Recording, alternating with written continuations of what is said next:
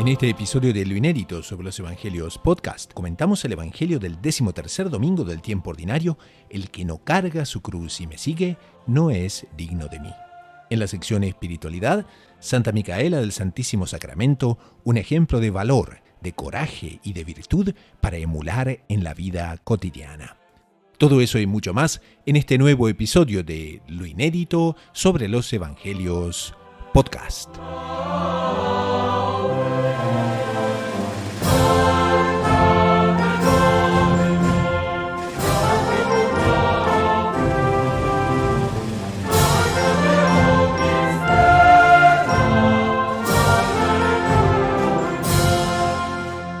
Bienvenidos al programa número 89 de Lo Inédito sobre los Evangelios Podcast, el podcast semanal de los Heraldos. Este es el programa número 74 para Radio María Canadá, la voz católica que te acompaña. Enviamos un saludo especial a la audiencia de Radio María del Rosario, FM 90.7 de Buenos Aires, Argentina, y también a la audiencia de YouTube de los Heraldos en El Salvador y también los Heraldos en Buenos Aires. A todas estas personas que nos siguen y quizás a los que estén llegando al programa por la primera vez, les contamos que este es un espacio donde heraldos del mundo entero se reúnen para compartir los comentarios que Monseñor Joan Clark Díaz, el fundador de los Heraldos, hace en su obra que da nombre al programa Lo Inédito sobre los Evangelios. Son 7 volúmenes que comentan todos los evangelios dominicales de los ciclos litúrgicos y son realmente luminosos, son realmente instructivos y se llaman Lo Inédito no porque nadie haya comentado muchos aspectos que están ahí tratados, sino porque realmente traen comentarios muy apropiados y muy bienvenidos para el momento en que estamos domingo a domingo, semana a semana. También este podcast es un espacio donde compartimos noticias de la Iglesia y del mundo, compartimos sugerencias que pueden ayudar a nuestros oyentes a crecer en la vida espiritual y por supuesto tratamos de temas de espiritualidad también justamente no solo para crecer, sino para ampliar nuestras perspectivas en todo lo que sea una vida sana, espiritual y rica. Entonces, esto puesto, estamos en el programa número 89 y con mucha alegría vamos a decirles que quienes quieran apoyar el programa pueden hacerlo ya sea enviando sus preguntas, también visitando loinéditomultimedia.com, que es la website original del programa, y ahí pueden dirigirse a la sección tienda, donde pueden encontrar realmente libros, música, que les va a ayudar también muchísimo y les va a gustar mucho porque vienen del ámbito de los heraldos del Evangelio y siempre vienen con una bendición muy especial. Entonces, esto puesto, vamos al Evangelio del día de hoy, pero antes de ir al Evangelio, les presento a los integrantes del panel de hoy, integrantes habituales del programa, son el hermano Fernando Pío Galán y don Saúl Castiblanco. Uno nos atiende desde Roma, Italia, el otro nos atiende desde Bogotá, Colombia, y les cuento que el hermano Fernando Pío Galán de los Heraldos es doctorado en Teología Espiritual por la Pontificia Universidad Santo Tomás de Aquino de Roma, el Angelicum, y es también misionero en España y en Italia. El doctor Saúl Castiblanco es psicólogo, es editor de la agencia de noticias Gaudium Press, edición hispana, es bachiller en Ciencias Religiosas por la Pontificia Universidad Santo Tomás de Aquino de Roma, el Angelicum, y por la Domuni, Universidad Internacional de los Dominicanos, con sede en Toulouse, Francia. Esto puesto, entonces, vamos al Evangelio. Es el Evangelio del 13º domingo del tiempo ordinario, el domingo 5 de julio del 2020, y es el Evangelio según San Mateo, capítulo 10, versículos 37 al 42. Y dice: Dijo Jesús a sus discípulos: El que quiere a su padre o a su madre más que a mí, no es digno de mí. El que quiere a su hijo o a su hija más que a mí, no es digno de mí. Y el que no carga con su cruz y me sigue, no es digno de mí. El que encuentre su vida, la perderá, y el que pierda su vida por mí, la encontrará. El que os recibe a vosotros, me recibe a mí, y el que me recibe, recibe al que me ha enviado. El que recibe a un profeta porque es profeta, tendrá recompensa de profeta. Y el que recibe a un justo porque es justo, tendrá recompensa de justo. El que dé a beber, aunque no sea más que un vaso de agua fresca, a uno de estos pequeños, solo porque es mi discípulo, en verdad os digo que no perderá su recompensa. Es un evangelio que nos pregunta si vivimos injertados en Cristo o si vivimos injertados en el mundo. ¿Dónde encontraremos paz de alma y cómo podremos cumplir la finalidad sobrenatural para la cual hemos sido creados? Y eso abre también una serie de perspectivas que aquí Monseñor John Cla en su comentario nos llama a contemplar, porque él nos dice que, evidentemente, todo hombre tiene ante sí solo dos caminos: vivir de la savia divina o vivir de la savia del mundo. Y entonces, si les parece, podemos comenzar con esa temática. En el fondo son dos vidas contrapuestas, porque en el Evangelio Jesús nos dice: el que encuentre su vida la perderá, y el que pierda su vida por mí la encontrará. Seguramente a nuestra audiencia le va a interesar mucho las aplicaciones, por ejemplo, a la vida de familia, o también podríamos introducir a la audiencia en el momento en que nuestro Señor está justamente pronunciando estas palabras. ¿Qué les parece? Quiero hacer ver a la audiencia que estamos hablando del contexto del pueblo de Israel. El respeto a la familia, al padre, a la madre, era absoluto. Ojo, cuarto mandamiento: honrar padre y madre. Utiliza padre y madre, ¿eh? No dice solo padre. Está haciendo una referencia al cuarto mandamiento. Entonces, está siendo realmente polémico, está dando un auténtico, entre comillas, puñetazo dialéctico. Para un judío, el respeto padre-madre era máximo. Ahora bien, Jesús hace referencia al querer padre y madre más que a mí. Eso solo sería posible si él realmente fuera Dios. O sea, estamos delante de una proclamación de la divinidad de nuestro Señor. Críptica, pero no tanto como nos pueda parecer a nuestros ojos hoy en día, porque recuerdo que el respeto, el amor a padre y a la madre eran máximos en el pueblo de Israel. Entonces, en esta disposición divina, porque ya no es Mesías, aquí directamente se está declarando Dios. Está diciendo que este amor a Dios tiene que ser superior incluso al amor más sagrado que existía en la época. Con esto no se está diciendo que un discípulo de Cristo no debe amar padre y madre. Con esto está anulando el cuarto mandamiento. Absolutamente no.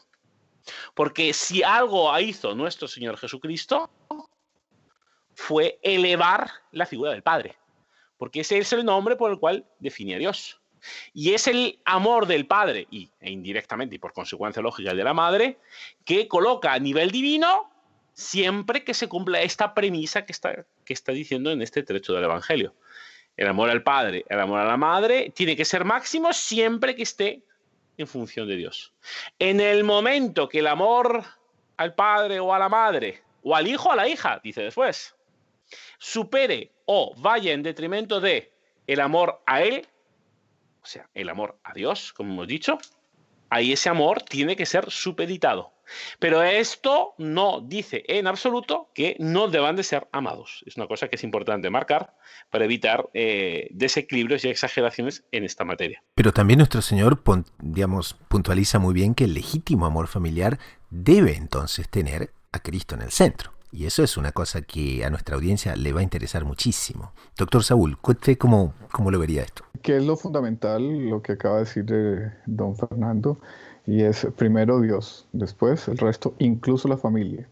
Ahora, Monseñor Juan Cla nos contextualiza y muestra cómo esta declaración de Cristo de que dependan enteramente de mí, que como bien dice don Fernando, termina siendo una declaración de su divinidad, él la da después de que ya les había dado poderes a los apóstoles especiales, ¿no? Y es el poder de curar enfermedades, el poder de expulsar demonios. Ellos ya habían hecho recorridos, habían visto los efectos de ese poder. Entonces, Cristo como que también los vacuna contra la apropiación de esas facultades. Les dice, oiga, si ustedes hicieron eso, es porque están unidos a mí. Si ustedes curaron enfermos, si ustedes expulsaron demonios, cosa que en la época y hoy en día es muy importante, dramática, visible. Bueno, no se engañen. Ustedes son lo que son porque están unidos a mí. Y solo serán y más en función de la unión conmigo. Entonces eso que vale para los apóstoles, vale para los cristianos de todos los tiempos. No podemos hacer nada, nos dice la propia Escritura, sin la unión con Cristo, sin estar radicados en Él, sin que su savia divina se injerte en nuestras almas, lo que ocurre primeramente en el bautismo y después con la vida sacramental y la vida de piedad, o que mejor nosotros estemos insertados en Cristo para que nos asumamos enteramente en Él. Ahora aquí Monseñor Jonclar subraya un aspecto realmente inédito, interesantísimo, no inédito porque nadie lo haya comentado, sino porque nos llama a un ángulo que está realmente muy, pero muy propio a nuestra vida cotidiana.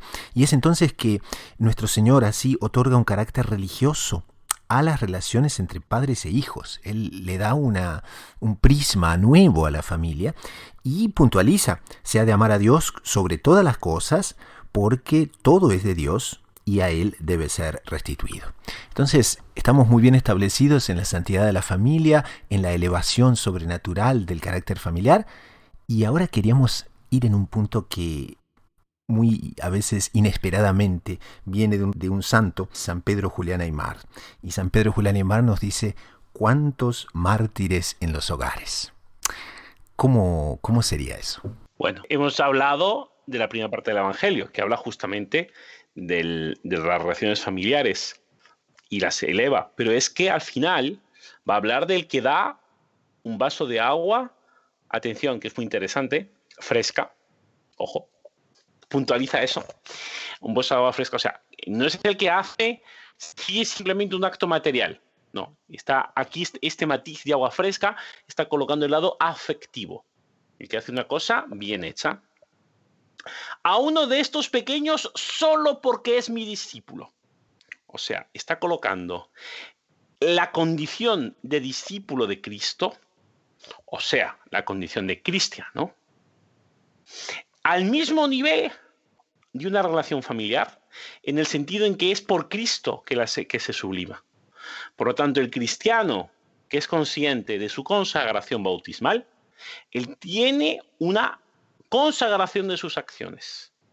Sus padres, lo más entrañado desde el punto de vista natural, o el más desconocido de los desconocidos, todos pasan a ser vistos por el mismo prisma. Es el prisma del testimonio y del discipulado de Cristo.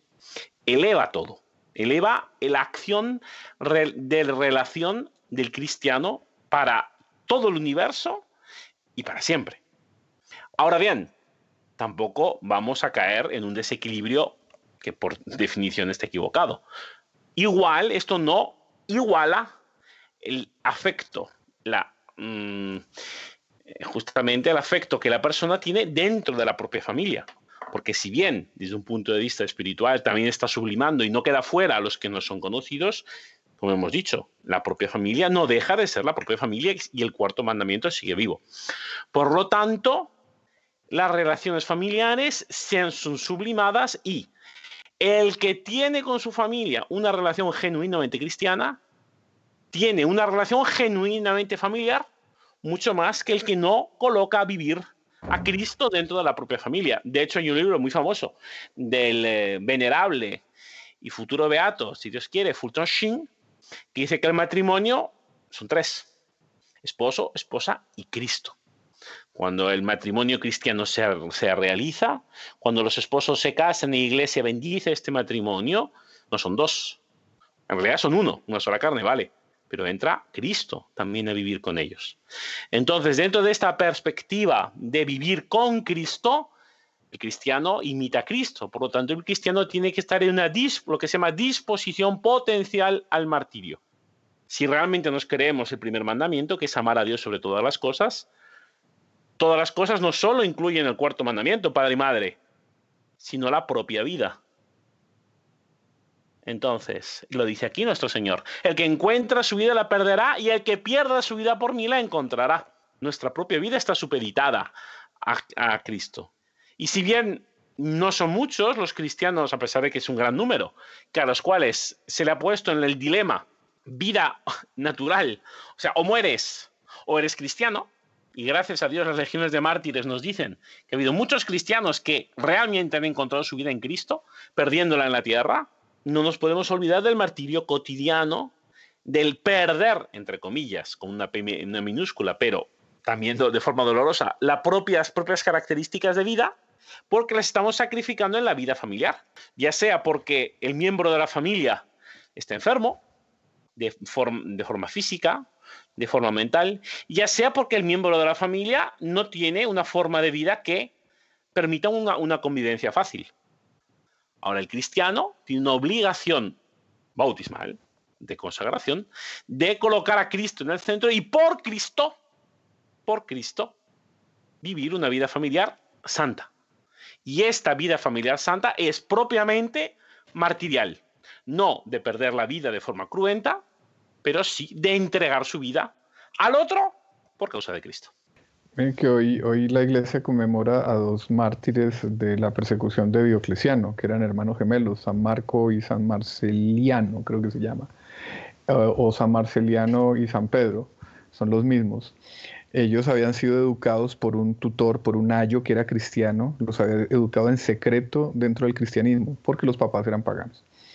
Pero en determinado momento los perseguidores se dieron cuenta que eran cristianos, van a la prisión, un juez los azota y ellos resisten los azotes, ya eran cristianos firmes, fervorosos, sostenidos por la gracia, y les dice, bueno, los voy a degollar. Cuando la familia se entera, ellos ya estaban casados, los habían obligado a casarse con doncellas paganas, los padres eran paganos todavía. Cuando la familia se entera, ¿a qué se dedicaron?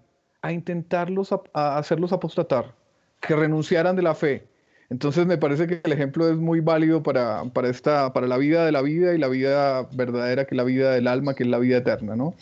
En ese momento la familia era instrumento del demonio. Quería quitarles el mayor don que puede tener un ser humano y es el de ser cristiano y el de ser firme en la fe de Cristo. Gracias a Dios, los mártires, estos San Marceliano y San Marco, fueron sostenidos por la gracia y su perseverancia no solamente los mantuvo en la fe, sino que fue tal el ejemplo que convirtieron con esa firmeza a los padres. No tengo certeza si las esposas también las convirtieron. Inclusive convirtieron al juez, que quedó para la historia, que se llama Cromancio. Entonces, la familia puede ser también perjudicial para nuestra vida cristiana, ¿cierto? Como con mucha frecuencia es benéfico. Normalmente la fe se transmite a través de la familia. Entonces tenemos los casos de Santa Mónica, la cantidad de madres santas y de padres santos que han formado bien en la fe a sus hijos. Pero también tenemos el caso de San Francisco de Asís, que fue perseguido por el papá. Tenemos, bueno, cuántos casos de familias que no entendieron la vocación cristiana de sus hijos. Entonces volvemos al mismo punto. Primero a Dios que a los hombres, primero a Dios que incluso la familia. Pero si la familia es cristiana, bueno, entonces los afectos se ordenan y todo queda ordenado. Quizás podemos recapitular en este punto, ya que el doctor Saúl llegó justamente ahí y don Fernando ya había construido todo. Jesús quiere una familia bien constituida, eso es evidente. Ordenada, pero ordenada en función de Dios, en función de lo alto. Y por consiguiente, entonces, el amor de un hijo, el amor de una hija, el amor de un padre, el amor de una madre, debe estar subordinado y condicionado entonces a ese amor que está sobre todo, que es el amor de Dios. Ahora, bien puede darse, entonces quizás sería interesante para guiar un poco a la audiencia en esta temática a veces difícil, muchas veces por esa fidelidad a Dios hay que combatir afectos familiares que son desordenados. ¿Cuándo es que se constituye un afecto familiar desordenado? Bueno, pues en el punto, lo que sería más obvio, más sencillo que se dé, es cuando este afecto familiar supone una demérito en la vida de la fe. Yo puedo comentar un caso que conocí hace un tiempo, un joven que, gracias al trabajo de su párroco, que no frecuentaba mucho la iglesia, empezó a frecuentar, iba a misa todos los domingos, cosa que en su familia no se estilaba. De hecho, era el único que iba a misa todos los domingos. Y en cierto momento, su hermana hizo una protesta, con todos los elementos propios, una protesta familiar, diciendo que no había derecho, que yéndose a la misa el domingo por la mañana y luego participando en las actividades de la parroquia toda la mañana y domingo, perdía a su hermano, perdía la convivencia con su hermano toda la mañana del domingo. Que estudiaba y que justo en casa solo estaba el domingo y que justo el domingo, mediodía, perdía a su hermano, no lo veía, no podía estar con él porque estaba en misa. Estoy hablando de familia, aquí todo el mundo está bautizado, padre, madre, hermana, todo el mundo. Claro. Gracias a Dios, este joven había estado formado por su párroco y dijo muy claro que estaba muy bien todo eso, pero que él tenía una obligación que por cierto también tenía su familia y no la cumplía de por lo menos ir a misa, cosa que no hacían. Y continuó yendo. Pero no estamos hablando de eso, de persecuciones de tiempo de 2D. No, no. Estamos hablando de una presión psicológica, estamos hablando de quejas, estamos hablando de un pequeño, como decía San José María, de martirio con alfileres, pero no deja por eso de ser doloroso. Y muchas personas habrían sido capaces de enfrentar un martirio con hacha y no son capaces de enfrentar un martirio con alfileres. Porque muchas veces el peligro momentáneo, puntual, es más fácil de enfrentar que un peligro diario, constante y sin perspectivas de acabar. Eso el doctor Saúl, que es especializado en psicología, nos lo podría explicar de una forma mucho más detallada. Entonces, no es solo apostatar de la fe, también es ser más tibio en relación a la fe. También es no hablar de ciertos temas porque a la familia no le gusta, tengo a tal familiar que está en una situación que es moralmente desordenada, pero claro, no puedo decir nada porque me miran mal. Son también situaciones en las cuales nuestro Señor nos mira y nos dice: ¿eres mi discípulo o no lo eres? ¿Estimas más a tu padre, a tu primo, a tu madre, más que a mí? Entonces, son situaciones constantes, son situaciones concretas y que tienen que ser vistas con esta finalidad, porque no nos podemos engañar. Dice, no, yo a esta situación familiar no me enfrento o no digo nada, me quedo callado, pero claro, si yo viera una injusticia, yo ahí hablaría, yo arriesgaría mi vida por una injusticia. Y aquí nos podemos imaginar al dulce corazón de Jesús que nos dice: quien no es fiel en lo pequeño, no va a ser fiel en lo grande.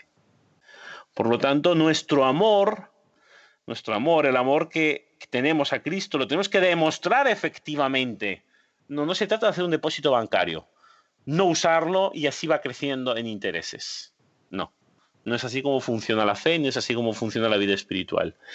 O lo usamos en la práctica y hacemos estos sacrificios que también son, porque la gente está muy dispuesta, digamos, a hacer un sacrificio. No, yo hago ayuno, yo hago una peregrinación, yo doy limosna, pero sacrificas estas pequeñas comodidades familiares, este pequeño consenso familiar que en el fondo no deja de ser una complicidad en el mal. Esta es una pregunta que invito a nuestros oyentes a que se la hagan seriamente. ¿Hasta qué punto realmente estamos con Cristo? ¿Hasta qué punto realmente hemos ganado nuestra vida en Cristo o estamos en un camino de perder nuestra vida? Es que don Fernando pone el ejemplo, o imagina el ejemplo de una familia que es cristiana, pero que no tiene una radicalidad de su práctica cristiana, ¿cierto? Entonces él se plantea una pregunta, o le plantea una pregunta a estas familias, y es: ¿hasta qué punto realmente yo estoy con Cristo? Imagínense que en una familia de esas surge una vocación religiosa, y la familia va a misa los domingos, da limosna, no favorece el pecado dentro de su familia, de una manera clara por lo menos, pero le dicen: no, es que su hijo tiene vocación religiosa. Ah, no, ahí no. Ahí no, entonces ahí... El vecino puede, pero él no. Sí, no, y además eso no es para nosotros. Bueno, entonces ahí es un caso típico donde su práctica cristiana no es muy profunda. ¿Por qué? Porque el mejor don que puede recibir una familia es una vocación religiosa. Por ejemplo, un sacerdote que va a seguir rezando hasta que muera en las misas por la familia, por su mamá, por su papá, ¿no? Y otra cosa que no hay conciencia clara hoy en día, y es que el mejor beneficio para la familia es una práctica cristiana real, verdadera, profunda. En estos días de pandemia, en todos los países, o en muchos que he revisado noticiario, las noticias de violencia intrafamiliar se han duplicado o triplicado. ¿Por qué? Porque el convivio es más estrecho, hay más limitaciones, hay más estrés. ¿Cuál es la solución para eso? ¿La solución es terapia psicológica? Bueno, ayudará. ¿La solución es terapia de parejas para conflictos familiares? También. Pero la verdadera solución para cualquier problema es la práctica cristiana. En la práctica cristiana, ¿por qué? Porque a través de la práctica cristiana llega la gracia y llega la ayuda sobrenatural para cargar la vida de todos los días, las dificultades de todos los días. Entonces, si una familia realmente quiere beneficiarse, practique la piedad cristiana de una manera profunda. Y esa práctica de la piedad profunda, pues, favorecerá, por ejemplo, entregar un hijo a Dios, que no es entregarlo, es sublimarlo, entregándolo, por ejemplo, a una vocación religiosa. Entonces, la familia es muy importante, pero sobre todo es la familia cristiana la que debemos procurar. Entonces, esa propuesta difícil que Monseñor John nos coloca aquí, y que es una pregunta muy, pero muy puntual, y dice, ¿vivimos injertados en Cristo entonces o vivimos injertados en el mundo? Evidentemente nos lleva a un punto, el punto álgido de este evangelio, que es que, y la consecuencia quizás, que es que la adhesión al Señor evidentemente acarrea una lucha. Y en el contexto de lo que nuestro Señor decía en Mateo 10, no penséis que he venido a la tierra a sembrar paz. No he venido a sembrar paz, sino la espada. Y entonces, ¿cómo vemos ese aspecto del punto de vista de una opción personal, del punto de vista de una opción quizás dentro de la familia, pero sobre todo en este mundo de pandemia, en este mundo que está cambiando, en este mundo que va cambiando de formato? Entonces, ¿cómo focalizar ese aspecto de decir, estamos injertados en Cristo firmemente y, bueno, si trae lucha, que la traiga y ahí estaremos? Es la promesa que nos hace nuestro Señor Jesucristo. No lo hace en este evangelio, lo hará en otro, pero utiliza las mismas palabras. Yo no he venido a traer paz a la tierra, sino espada. Existe esta lucha. Desde los primeros tiempos, infelizmente, ya desde el inicio de la creación, nuestros padres optaron por no obedecer a Dios.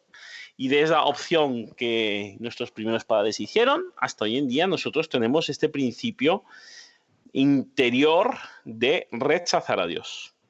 Entonces, en este trecho, en este evangelio, nuestro Señor Jesucristo nos lo está diciendo muy claro. La opción por Cristo nos va a implicar tener que renunciar a nosotros y a lo que a nosotros nos gusta más. No hay otra, como se decía antiguamente, non datur tertius. No hay una tercera opción. O renunciamos a nosotros o renunciamos a Cristo. O amamos a Dios hasta el punto de renunciar a nosotros, o nos amamos a nosotros hasta el punto de renunciar a Dios.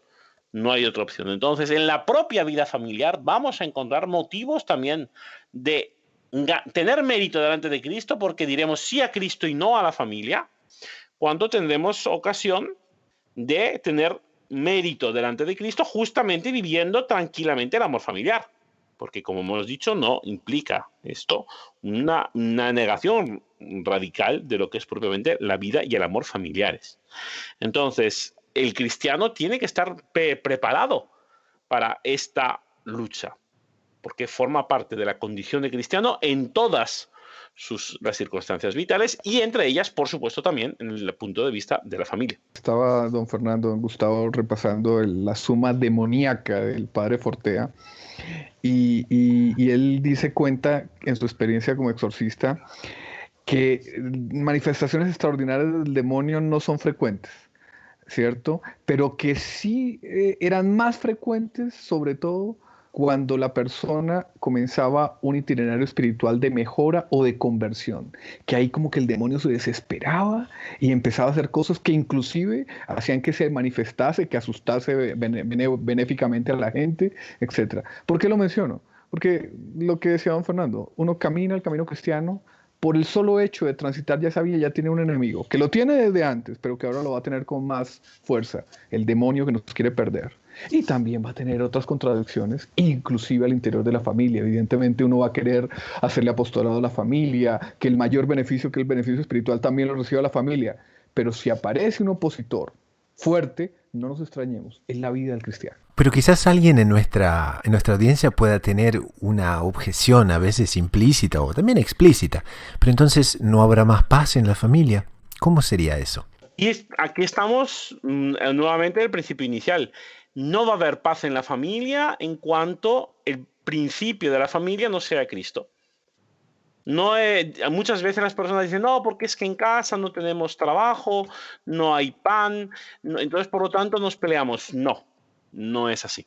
La experiencia de la vida de la Iglesia nos dice que tanto cuanto Cristo esté en el centro, no es que no va a haber dificultades. porque las dificultades las hay en nuestra vida personal, las tuvo Cristo en la tierra, las tuvo Nuestra Señora, las vamos a tener nosotros. Pero vamos a tener una focalización y una energía y una fuerza capaces de superarlo. Por lo tanto, lo que nos dice Cristo es, si Cristo vive en nuestra familia, o sea, si somos verdaderamente, vivimos como discípulos de Cristo, no nos está garantizando la paz. Nos está garantizando la paz interior y las fuerzas interiores personales para superar cualquier género de aflicción que nos puedan sobrevenir. No nos está garantizando una paz fruto de la falta de guerra. Como no hay elementos agresivos, hay paz. Más o menos como se podía decir la paz del Imperio Romano. Dentro del Imperio Romano, dentro del imperio no había guerra porque cualquier tipo de amenaza había sido previamente enterrada. Ya se habían encargado de matar a todos sus enemigos, lo que viene a ser denominado la Pax Romana. No es esa la paz de Cristo. La paz de Cristo es, va a haber dificultades, va a haber enfrentamiento, va a haber guerra. Ahora bien, si tú actúas como cristiano, delante de esta guerra tú tendrás las fuerzas, tú tendrás el auxilio, tú tendrás mi presencia para ayudarte a superarla. Mientras don Fernando hablaba, me recordaba un testimonio de vida que vi en estos días, si no me equivoco, fue de esa programadora Tecton, española, una coterránea del padre de don Fernando. Era una mujer que llegaba a final de mes con las justas, o sea, no tenía dinero para cubrir las necesidades. Y en determinado momento accedió a una clínica de abortos, primero como auxiliar y creo que después como enfermera. Ella terminó siendo fisioterapeuta. Y en la clínica empezó a tener dinero, mucho dinero. Entonces llegó la paz del dinero. Ya no tenía que angustiarse por pagar las cuentas a final de mes. Pero la mujer cuenta, abandoné a mi marido. Empecé una carrera loca de éxito, de mundanismo, viaje, etcétera, y se me acabó la paz. Después, por una gracia de nuestro Señor, vino la conversión, seguramente volvieron los problemas económicos y regresó la paz, ¿no? Entonces hay paz falsas, las paces del demonio.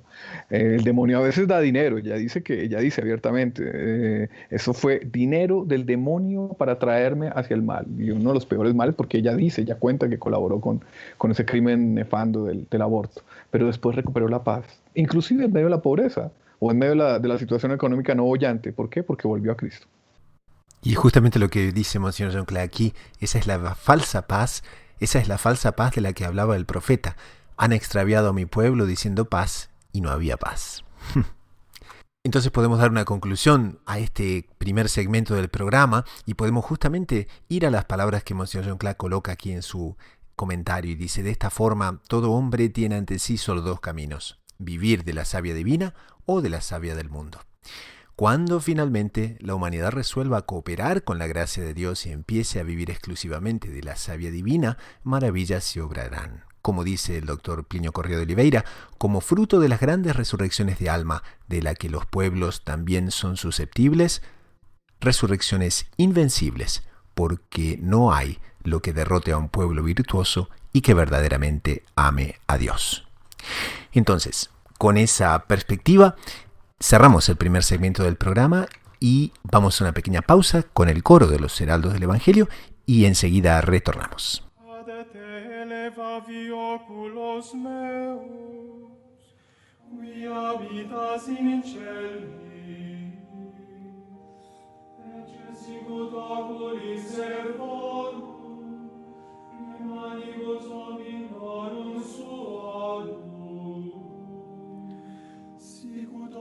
Ancile imanibus Domine sue, ita oculi nostri ad Dominum Deum nostrum donec misereatur nostri. Miserere nostri, Domine, miserere nostri, quia multum repleti sumus vexectione, quia multum repleta est anima nostra, opprobrium abundantibus et despectio superbis.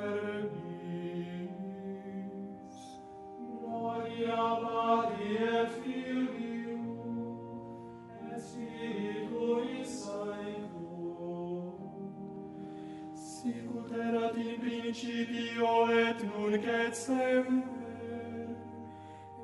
in saecula saeculorum. Amen.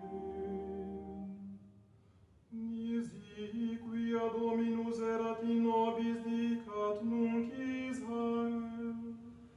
Nisi quia Dominus erat in nobis.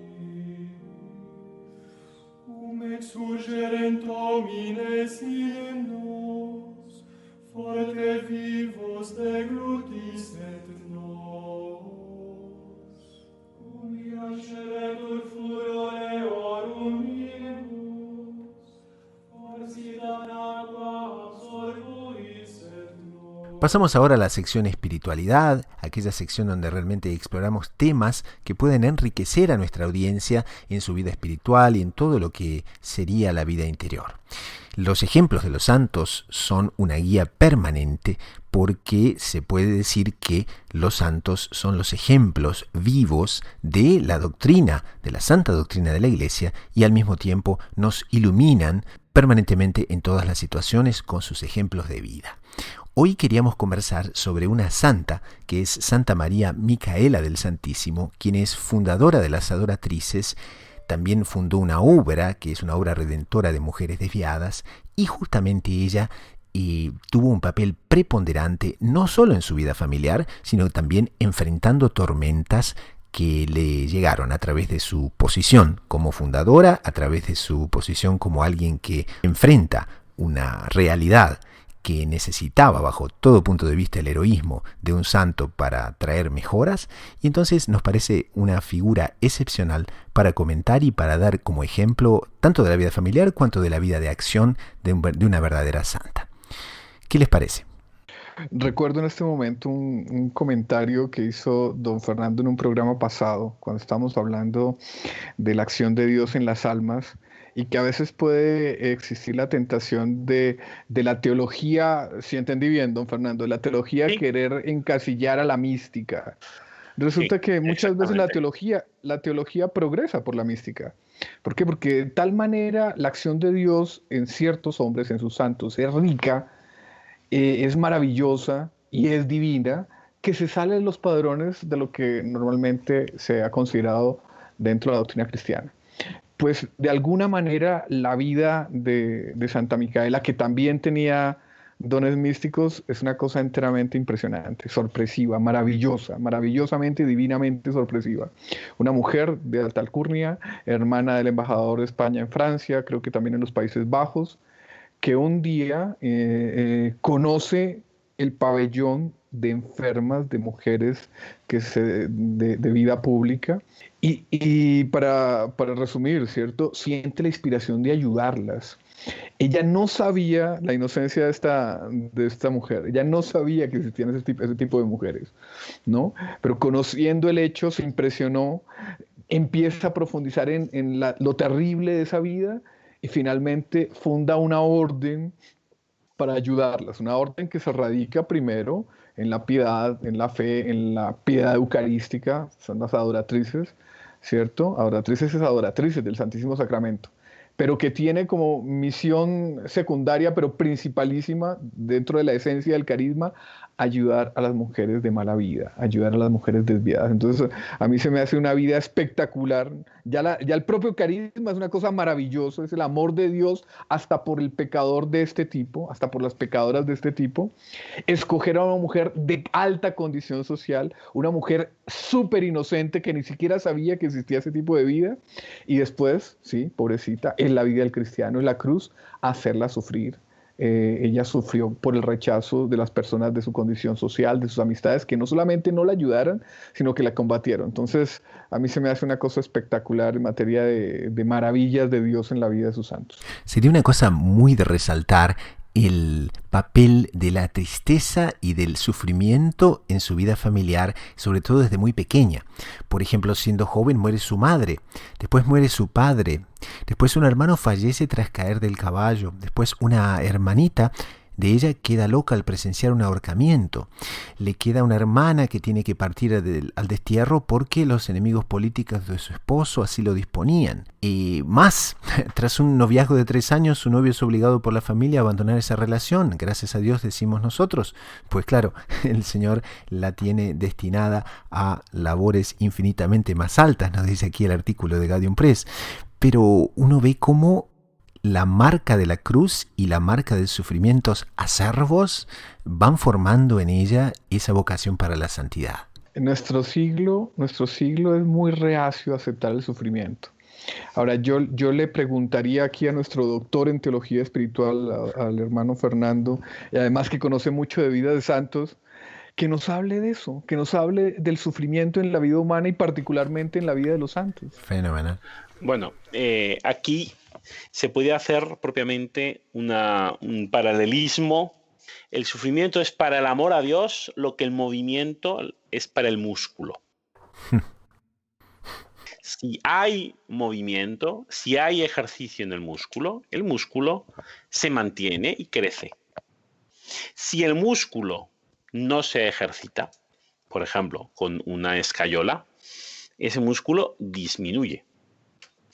O sea, no basta que el músculo, en este caso, en esta metáfora, que el amor a Dios, tenga un suministro por parte del cuerpo de la sangre, por lo tanto, del aporte de oxígeno, nutrientes. No basta.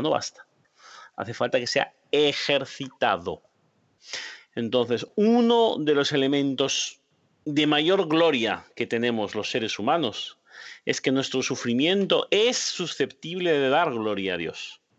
El sufrimiento normal, el de la tierra, el común, el diario, el esfuerzo, el sueño nocturno, pueden ser ofrecidos y pueden dar gloria a Dios. Podemos, delante de esto, preguntarnos o desear, como no, es humano, que no existe este sufrimiento. ¿Cómo sería bonito no tener que descansar? ¿Cómo no sería bonito no tener que beber? ¿Cómo sería bonito no tener que dormir? Esta adoración perpetua al Santísimo Sacramento, ¿no? ¿Podríamos dar mucha más gloria a Dios? Uno diría. No, no sería así. ¿Por qué puedo hacer esta afirmación tan vehemente? Porque ya nos enseña Santo Tomás de Aquino que Dios lo que hizo, lo hizo de la mejor manera posible. No desde un punto de vista puntual o personal. Yo no estoy diciendo, sería mucha presunción pretender decir que a mí, como me hizo Dios, Dios me hizo de la mejor manera posible. Y yo soy el mejor Fernando Pío que existe. Pues no es así, ni tengo, gracias a Dios, no tengo esa presunción. Ahora, al ser humano en cuanto tal, Dios lo hizo de la mejor manera, porque Dios no se queda a medias.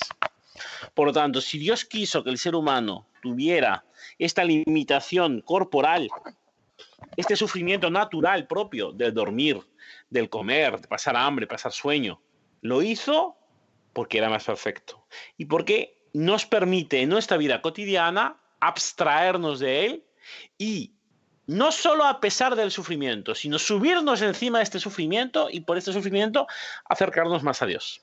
Esto es relativamente fácil de entender y relativamente claro en lo relacionado al sufrimiento físico, pero el sufrimiento moral, o sea, aquellos que nos persiguen, aquellos que no quieren que sigamos en la vía del bien, que caminemos junto con Cristo, es un sufrimiento que es más duro, no hay duda, pero ese no es el peor.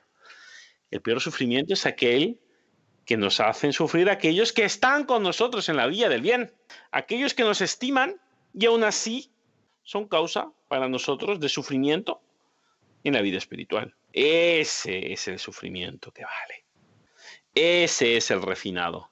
Bueno, pues ese, en cuanto a primicia del sufrimiento, es aquel que por excelencia tenemos que ofrecer a Dios y soportarlo por amor a Dios. Porque nuestro Señor Jesucristo ese sufrimiento lo sufrió. Porque los 12 que él había elegido, los 12 en los cuales había el poder de dar milagros, resucitar muertos, curar heridos, participar en la multiplicación de los panes y los peces, esos, uno de ellos lo traiciona y los otros 11 lo abandonan. Entonces, no podemos ser presuntuosos. Christianus alter Christus, el cristiano imita a Cristo. Vamos a tener estos sufrimientos físicos, Sufrimientos persecutorios del mal contra el bien y sufrimientos interiores de buenos contra buenos. Bueno, es la tónica de vida. Nuestro Señor nos dio el modelo de imitar, de soportarlos. Hagámoslo. Lo tenemos fácil. Él no lo tenía. Nuestro Señor Jesucristo no tenía a un nuestro Señor Jesucristo que le sirviera de modelo. Su naturaleza humana era la primera, por lo tanto, con aquello de dificultad añadida que tiene. Agradezcamos a Dios que lo tenemos a Él de modelo y de compañía, que al fin y al cabo es Él el que nos da las fuerzas para poder realmente sublimar este sufrimiento y con Él acercarnos a Él. Imaginemos lo que era la vida, porque uno dice muy bonito, funda una comunidad, atiende a mujeres desviadas, y uno de pronto tiene la idea de que todas estas mujeres agradecerían el apostolado que ella les estaba haciendo, la entrega que estaba haciendo de su vida la Madre Micaela a estas mujeres. Pero no necesariamente, porque la conversión es lenta y a veces la conversión no se da, ¿no? Entonces cuenta la Madre Micaela, y lo voy a leer textualmente, que había una muchacha, ella lo escribe, pero no escribe el nombre, NN, es una muchacha que me ha hecho muchos robos y me ha inventado cuentos horrendos. Entonces, ¿quién sabe qué cosas había dicho de la madre? Calumnia seguramente, ¿no? ¿Quién sabe qué cosas habría dicho de la madre con las otras, con las religiosas? ¿Quién sabe con qué otras personas? Y mire lo que dice la madre. Pero yo la sigo tratando con gran cariño, como si fuera mi mejor amiga. Entonces, pregunta, ¿sufre la madre con los robos, con las maledicencias que esta NN le estaba haciendo? Sí, porque somos humanos y sufrimos. Pero al mismo tiempo, ¿no? Cuando la persona está en esa misión y está bajo la acción de la gracia, esa cruz se endulza. Entonces uno siente que cuando ella dice que la sigue tratando con gran cariño, no hay hipocresía. Eso nace del corazón. Es una cosa maravillosa. Entonces, a esa misma que la está haciendo sufrir, a esa misma la ama como una hija.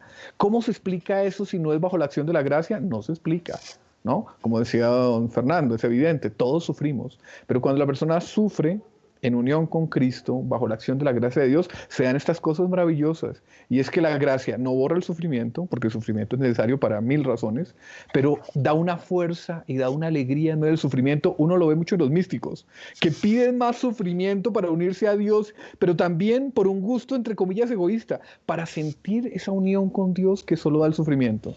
Entonces, ¿todos tenemos que sufrir? Sí, es mejor sufrir bajo los cánones de la piedad y de la doctrina católica. Santa Micaela es mística y de hecho recibía voces de lo alto. Y nos narra aquí el artículo que le llega un nuevo director espiritual muy rígido que le dice que no escuche ciertas voces interiores que ella tenía, que eran evidentemente voces auténticamente místicas. Ahora, su voz interior, por ejemplo, le dice que la sacristía se va a incendiar, pero ella no puede hacer nada por obediencia y la sacristía se incendia. Otra voz le dice que le envenenaron su propia comida. Como el director le había prohibido hacer caso a esas voces, comienza a comer, pero no es sino probar unos bocados que siente el veneno. Sin embargo, lo poco de comido ya le causa enfermedad. Y aquí nos dice muy bien, Dios aprieta, pero no ahorca, dice el adagio. Y en ese momento, Dios le manda un superdirector espiritual que será conocido en los siglos futuros como San Antonio María Claret. Entonces, en ese momento en que está lo peor de lo peor y que se podría decir que, bueno, las propias voces místicas que ella recibía, que son una gracia de Dios impresionante, se cruza un confesor, ¿no? que le ordena que no las oiga, le acontecen más desastres, ¿no? Y a pesar de ello, ella continúa así, impertérrita.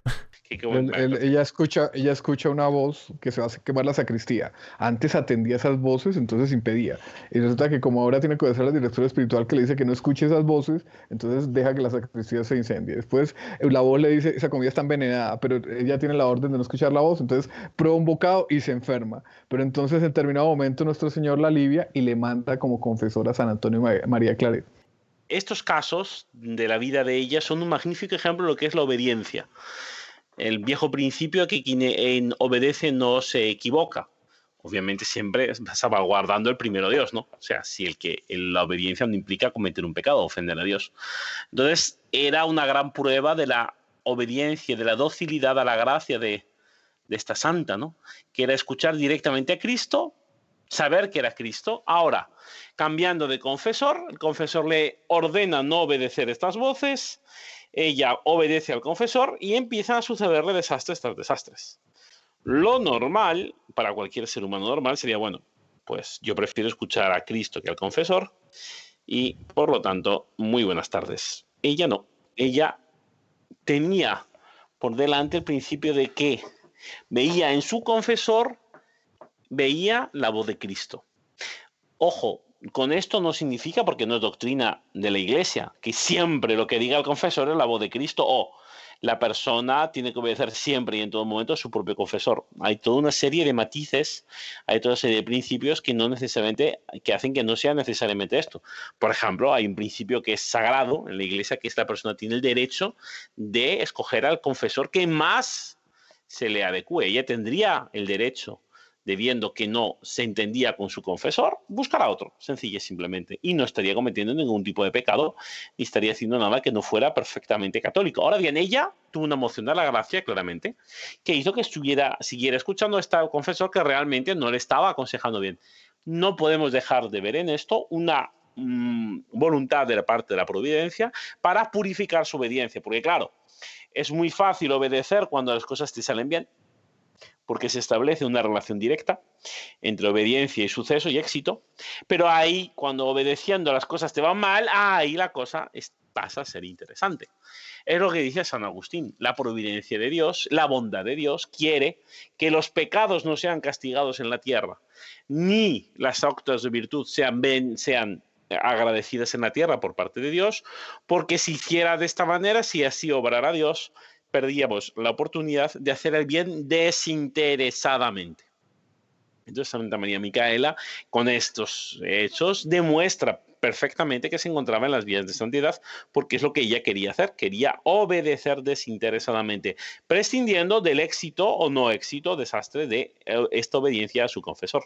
Y muy interesante también es llamar la atención a nuestros oyentes que en sus casas ella funda justamente casas que se extienden en poco tiempo y hoy en día son 170 casas y más de 2.000 religiosas, pero hace colocar un lema que nos va a ayudar muchísimo y que buscaba justamente incutir ánimo en las dificultades. Y el lema es: mi providencia y tu fe mantendrán la casa en pie. Entonces aconsejamos a los oyentes para la vida familiar este ejemplo fabuloso, místico y casi legendario de Santa María Micaela para que justamente nos dé entusiasmo, nos dé perseverancia y recordemos aquello: mi providencia y tu fe mantendrán la casa en pie. Pasamos a la sección Sugerencia de la Semana, que es una website, un libro, un podcast de doctrina católica que nos haya gustado para el bien espiritual de las personas. Hermano Fernando, ¿qué nos recomienda para esta semana? Bueno, pues siendo que esta semana tenemos un trato muy especial, lo que es el amor familiar, y ya lo he tratado en el comentario, recomiendo el libro Son tres los que se casan, del venerable arzobispo Fulton Sheen, este conocido apologista de ámbito estadounidense, pero que con sus charlas y sus vídeos son disponibles hasta hoy en día en Internet, que tenía un don de la palabra espectacular, y estos sermones son recopilados y se colocan en un libro.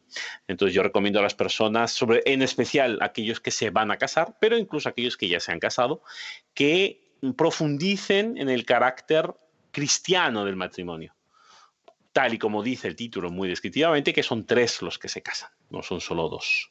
Entonces yo recomiendo a los lectores como muy adecuado a esta observación de nuestro Señor Jesucristo, de que el padre, la madre, el hijo, la hija, o por qué no, el esposo o la esposa, tienen siempre que vivir su amor en relación siempre a Cristo, en relación al otro, pero teniendo a Cristo como centro de este amor. Perfectamente, entonces colocamos el enlace en las notas del programa. Y a quien les habla le gustaría recomendar un audiolibro que pueden bajar de loineditomultimedia.com en la sección tienda y se llama El Espíritu Santo, Tesoro de Bondad y de Amor. Es un audiolibro, como les digo, que pueden descargar inmediatamente para download directo, pero se puede conocer muy bien por qué nosotros los católicos creemos en el Espíritu Santo, qué son los 7 dones y los 12 frutos del Espíritu Santo, están explicados. Hay oraciones también, una novena y muchas cosas más. Y está leído por el padre Gonzalo Raimundo de los Heraldos heraldos del Evangelio. Entonces lo colocamos en las notas del programa y pueden acceder así que deseen. Es un libro que pueden descargar a cualquier momento porque está disponible de manera electrónica. Y con esto, en nombre del equipo de producción y de quien les habla, el hermano Gustavo de los Heraldos, nos despedimos hasta dentro de una semana. Así que a rezar mucho, a perseverar con confianza, con los ojos en la Eucaristía y en María Santísima, a la búsqueda incansable de descubrir siempre más lo inédito sobre los Evangelios.